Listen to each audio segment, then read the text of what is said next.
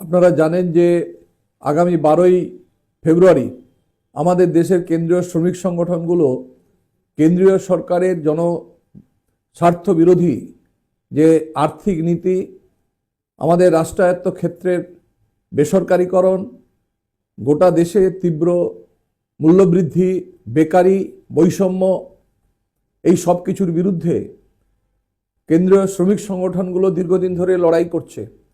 রাষ্ট্রায়ত্ত ক্ষেত্র বেসরকারীকরণের বিরুদ্ধে দীর্ঘ লড়াই চলছে।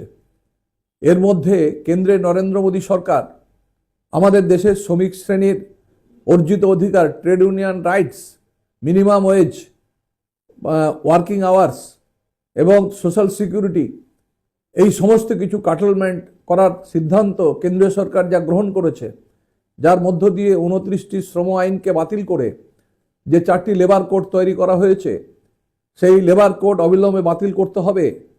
এটা হচ্ছে আমাদের দেশে যে একচেটিয়া পুঁজিপতি, দেশি বিদেশি সাম্রাজ্যবাদী লগ্নি পুঁজি, তার স্বার্থে এবং বৃহৎ পুঁজির স্বার্থে আমাদের দেশের শ্রমজীবী মানুষকে যথেচ্ছভাবে যাতে লুটে খেতে পারে আমাদের দেশের পুঁজিপতিরা, তার জন্যে আমাদের কেন্দ্রীয় সরকার যে শ্রম আইন সংশোধনের মধ্য দিয়ে নতুন শ্রম আইন তৈরি করেছে, যাকে আমরা বলছি 4টি লেবার কোড, তাকে বাতিল করতে হবে। এই দাবিতে গোটা দেশের শ্রমিক সংগঠনগুলো এবং বিভিন্ন ইন্ডাস্ট্রির যে সমস্ত শিল্পভিত্তিক ফেডারেশন আছে এবং কেন্দ্রীয় সরকারি কর্মচারী, রাজ্য সরকারি কর্মচারী সংগঠনসমূহ, এই সবাই মিলেই কেন্দ্রীয় সরকারের এই নীতির এবং লেবার কোড বাতিলের দাবিতে 12ই ফেব্রুয়ারি সারা দেশে ধর্মঘট ডাকা হয়েছে।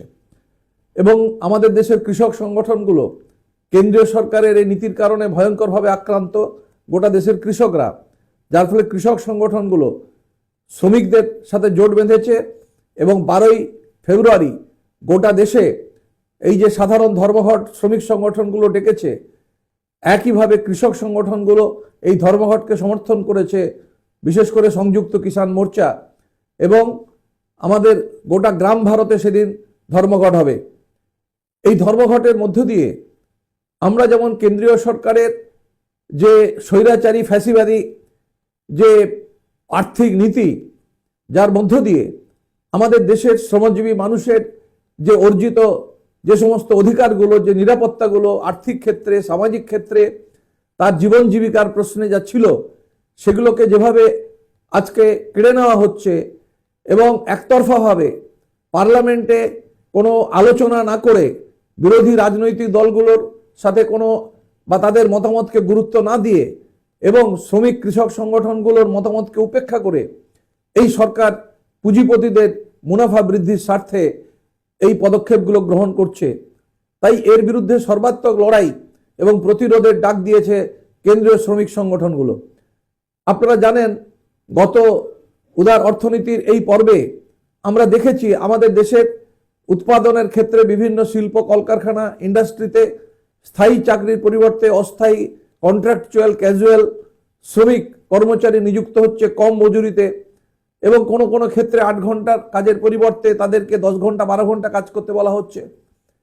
এবং অনেক ক্ষেত্রেই আমরা দেখেছি এই সময়ে বিশেষ করে রাষ্ট্রায়ত্ত ক্ষেত্রে প্রায় 70% শ্রমিক কর্মচারী হচ্ছে কন্ট্রাকচুয়াল ক্যাজুয়াল এবং কেন্দ্রীয় সরকার রাজ্য সরকারের দপ্তরে লক্ষ লক্ষ পদ শূন্য। সেই পদগুলো পূরণ করার জন্য কেন্দ্রীয় সরকার এবং রাজ্য সরকার কোনো পদক্ষেপ গ্রহণ করছে না। অথচ কেন্দ্রে নরেন্দ্র মোদী সরকার বলেছিল আচ্ছে দিন লেকার আয়েঙ্গে, বলেছিল বছরে 2 কোটি করে হচ্ছে বেকার যুবকদের কর্মসংস্থানের ব্যবস্থা হবে, যার মধ্যে দিয়ে এই যে 12 বছরে কমপক্ষে 24 কোটি মানুষের কর্মসংস্থানের প্রতিশ্রুতি যা কেন্দ্রের বিজেপি সরকার দিয়েছিল, তা সম্পূর্ণ ব্যর্থ এবং একটা বড় ভাঁওতা হিসাবে আজকে প্রমাণিত হয়েছে। একইভাবে আমরা দেখতে পাচ্ছি আজকে কেন্দ্রে নরেন্দ্র মোদী সরকার আমাদের দেশের শ্রমিকদের যে ট্রেড ইউনিয়ন করার অধিকার, সে অধিকারকে তারা অস্বীকার করছে। 1926 সালে যখন আমাদের দেশ ছিল পরাধীন, যখন বিভিন্ন রাজ্যে বিশেষ করে বাংলা প্রদেশে বা মহারাষ্ট্রে তখন বড় বড় শিল্প কলকারখানা, চটকল, সুতাকল এবং এই ধরনের শিল্প কলকারখানা যখন গড়ে উঠছিল, তখন আমরা দেখেছি যে শ্রমিকদেরকে 12 ঘন্টা 14 ঘন্টা মালিকরা কাজ করতে বাধ্য করত। ন্যূনতম মজুরি বা নিট, তাদের মাচার মতো যে মিনিমাম যে মজুরি, সেই মজুরি দেওয়া হতো না, যার ফলে বিভিন্ন ইন্ডাস্ট্রি কলকারখানাতে অসন্তোষ দেখা দিত। তো তৎকালীন ব্রিটিশ সরকার এই শিল্প কলকারখানাগুলোতে যাতে উৎপাদন, যাতে ধারাবাহিকতা বজায় থাকে, শ্রমিক মালিক সম্পর্ক যাতে স্থিতিশীল এবং একটা সুস্থ পরিবেশের মধ্য দিয়ে ইন্ডাস্ট্রিগুলো চলে, তার জন্য সেদিন কেন্দ্রীয় সরকার, সেদিন ব্রিটিশ সরকার তারা আইন করেছিল এবং শ্রমিকদেরকে ট্রেড ইউনিয়ন করার অধিকার দিয়েছিল।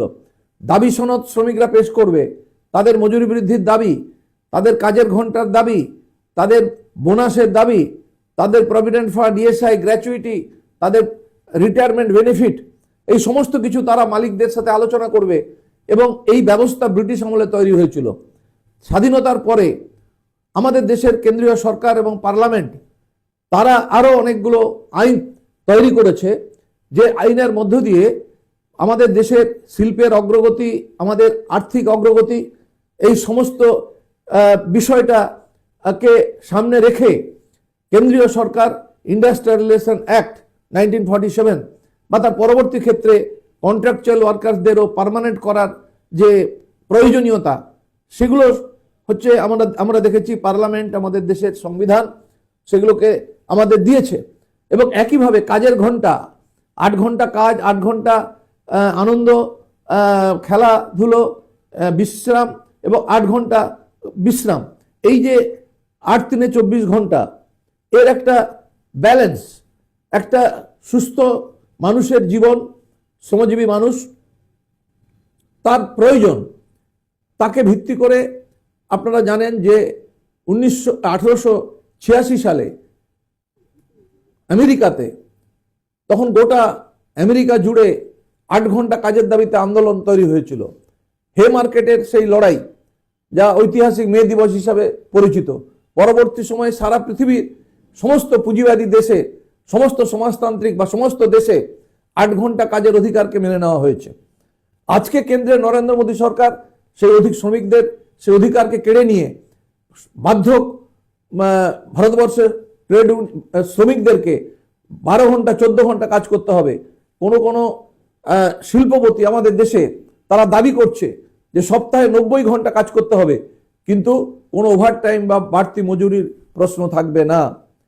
এবং 1957 আমাদের ইন্ডিয়ান লেবার কনফারেন্সে একজন শ্রমিকের ন্যূনতম মজুরি কি হবে, ডক্টর অ্যাক্রয়েডের ফর্মুলা, 700 ক্যালোরি একজন শ্রমিকের তার খাদ্য দরকার, তার বস্ত্র, বাসস্থান, তার অন্যান্য তার ছেলে মেয়েদের পড়াশুনো, শিক্ষা এবং উৎসব, এই সামাজিক দায়বদ্ধতা, এই সমস্ত বিষয়গুলোকে মাথায় রেখেই 8 ঘন্টা ন্যূনতম মজুরি নির্ধারণের যে সিদ্ধান্ত গ্রহণ করা হয়েছিল। পরবর্তী সময়ে আমরা দেখেছি আমাদের দেশের সুপ্রিম কোর্ট তার সাথে আরও 20% অ্যাডিশন করে মিনিমাম ওয়েজ নির্ধারণের ক্ষেত্রে যে গাইডলাইন তৈরি হয়েছিল, আজকে কেন্দ্রে নরেন্দ্র মোদী সরকার যে ওয়েজ লেবার কোড তৈরি করেছে, সেই ওয়েজ লেবার কোডে মিনিমাম ওয়েজের যে প্রয়োজনীয়তা তাকে অস্বীকার করা হয়েছে, নস্যাৎ করা হয়েছে।